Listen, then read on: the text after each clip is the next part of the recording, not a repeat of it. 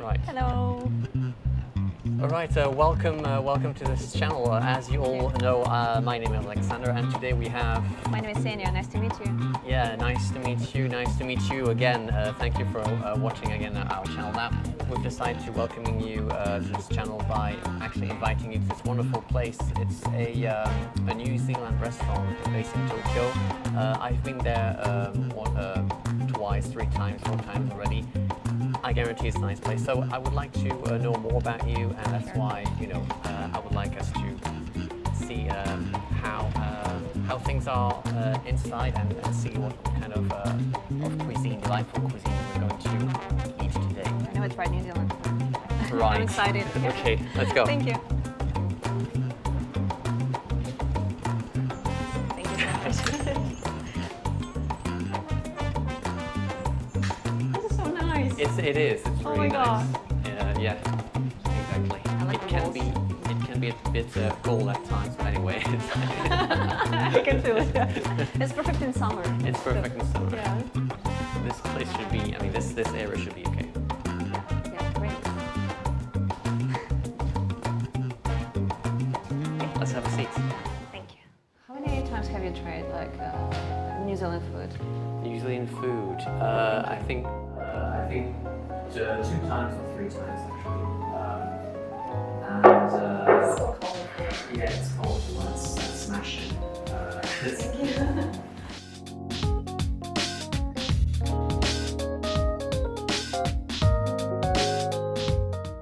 There are meat. Meat, yes. Croquettes. So, that's not for one person actually, but I yeah. Just lady spice. Yeah. So it's kind of interesting because they will make vegan menu and vegan menu and vegetarian menu. That's a sort of usual menu with meat, etc. But I think yours is the vegan menu. Special. Yeah, I was kind of concerned when you invited me to a New Zealand restaurant. I was like, I checked the menu and there was a lot of meat. Yeah. I was like, That's grill is the name of the restaurant. yeah, the as well, grill so. was the name. Yeah, but actually you can try like vegan food, and I'm really grateful. Because in Japan, like 2 years ago, you couldn't order any vegan food or do any adjustments. Salad, for example, I went to one restaurant and I ordered salad, but it had bacon in it. And I said, like, can you make this salad without meat? They said yes. And then they brought salad, it had bacon in it. No. I was like, hey, can I ask you, what is this? So this is bacon. But I asked the salad without meat. Yeah, but this is bacon. Yeah, it's bacon. Yeah, No, this it's is not bacon. meat. It's You not know, meat, yeah. it's a different word. So of course, it's. Yeah, but now Japan is getting on this like vegan or health boom. They like a lot of restaurants right now, like especially Osaka, Kyoto, they have become like capitals of food. Yeah, and a lot of restaurants in Tokyo that can serve like vegan, some like gluten-free foods. Yeah. I'm really grateful. When did this all start? Because I know when I came, it was in 2015. Well, I wasn't that way actually. But vegan was basically like an alien word. Exactly. Yeah.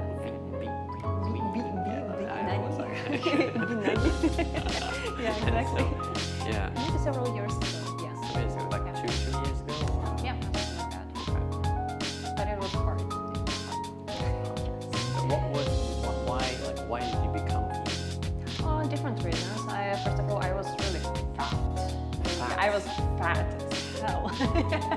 I rated like 67. Let me not believe in what you say. You really? I have a picture actually. I can show you. There's like before and after. I felt like a heavy American Boy Scout from those movies. Like like there is a group of people like going in the mountains, and there's always like a very fat boy like going in the very back and like having this asthma.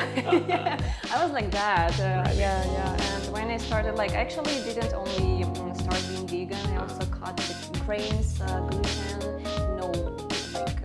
bread, sugar. And after that, in half a year, I lost like 10 kilos. 10 kilos. Yes. So I got more energy, and my hair improved, like everything improved. Yeah. I'll show you a picture later. That's what. So you were already in Japan. Yeah. Wow. So being in Japan, you said I'm going vegan, but there's no vegan restaurant, like vegan environment in Japan. Actually, could be but like being vegan in Japan is kind of expensive because they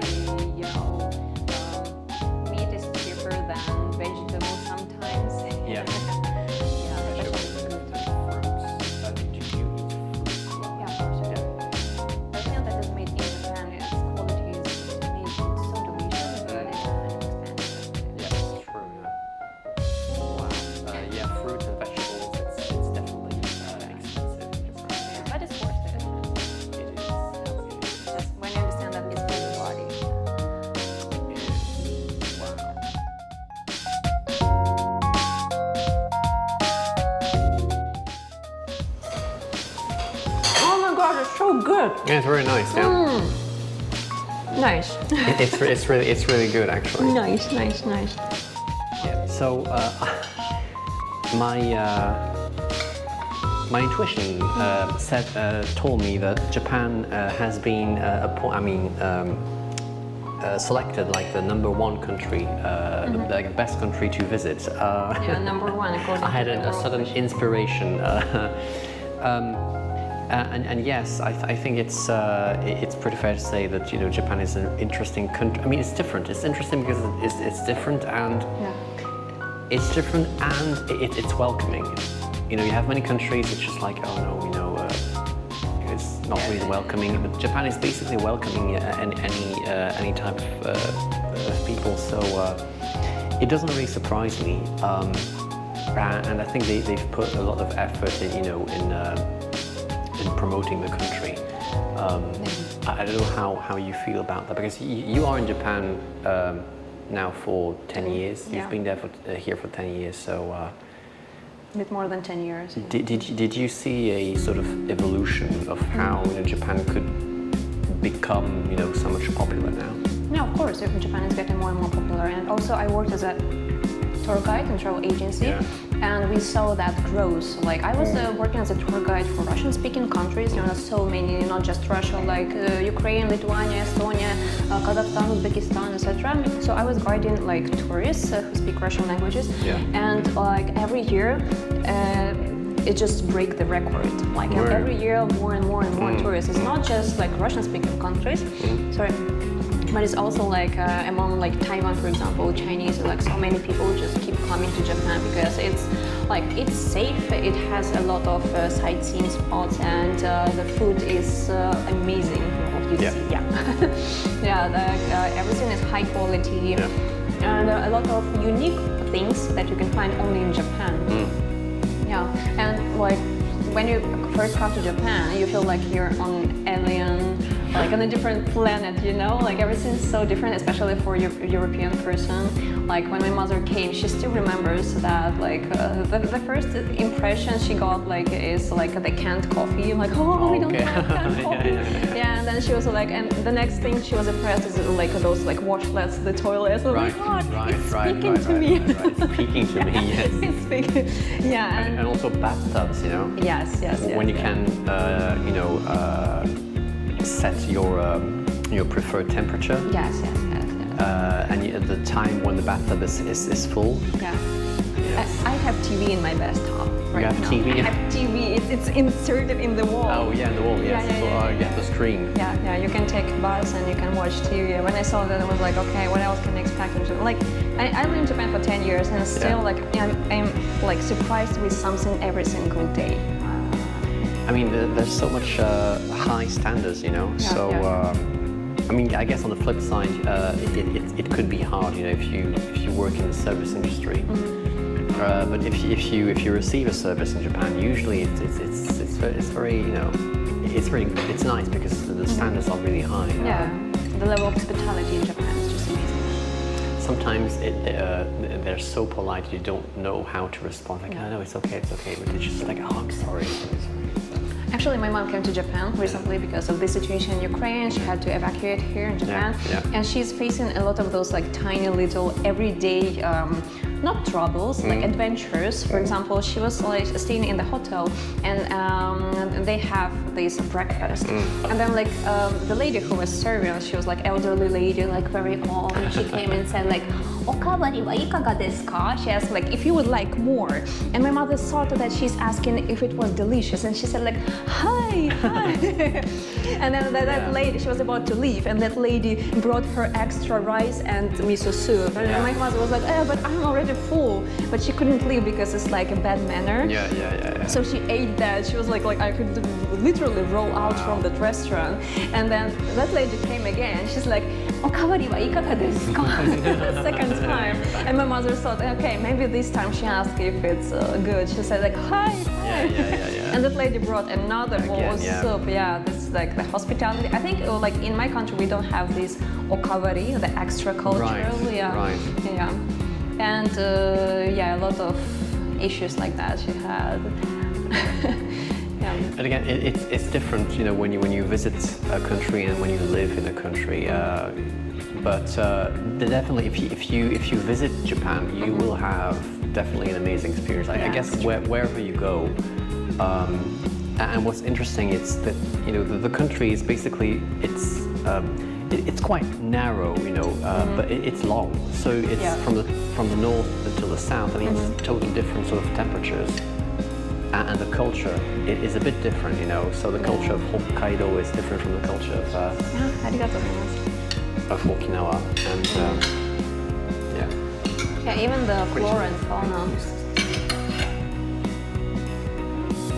Yeah, flora and fauna in Japan also has different like nature. For example, you can find everything from tropical jungles to deserts to volcanoes, and also like, you know, as they even have those Japanese Alps, alpine routes, bamboo. Like, you can find everything in Japan. There is one. I definitely want to go to that volcano. I think it's a famous volcano in the south of Japan.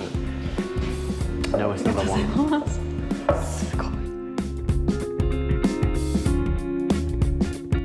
I know there are a lot of like unique festivals, like people riding huge logs from the hill, and it's held like once in it's very like a traumatic festival. It is really dramatic, yes. Or some bizarre festivals like Kanamara Matsuri.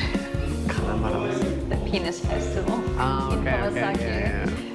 I think it was skipped this year. I want to go there like every year to see that like happening. But I'm no chance. I don't want to see that sort of thing. I'm not into. I mean, there are a lot of unique festivals you can't see anywhere in the world. Yeah, but sometimes recently I went into the men public toilet, and usually I have tried to avoid to see those things. But the other day I was so shocked. Because, you know, sometimes I just, please don't record this, but I think like, and the guy was really like That's gross. No, God. That's gross. So I'm not, no.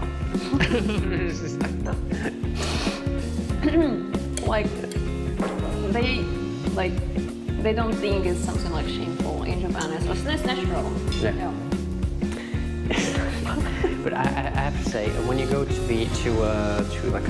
male onsen, we have so many people going to the same big bath. Usually, basically, they don't. I mean, we don't care. Like, you know, basically, you don't look at each other. I don't know how it goes for women, but when you go in it, you have a sort of. Is it like a smog? You know, you don't really see clearly, basically, anyway. And and many people will say, oh, I don't want to show, you know, my body to people I don't know, even if it's only like among males. And I would say, you know, usually you don't see unless you want to see. Unless you want to see. And people just don't look at each other. It's just like, you know, just go inside and then you go out. Like, so.